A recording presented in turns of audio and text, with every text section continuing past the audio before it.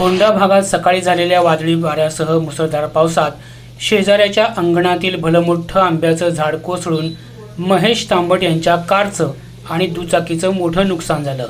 अग्निशामक दलाच्या जवानांनी तातडीने धाव घेऊन कोसळलेलं झाड कापून बाजूला केलं। या घटनेत तांबट यांच्या घराच्या छताचं देखील नुकसान झाले।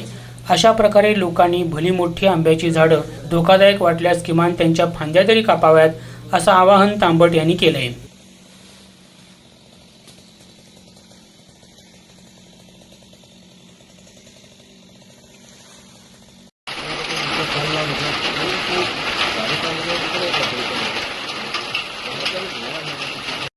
ब्रेकिंग न्यूज तुका पावलो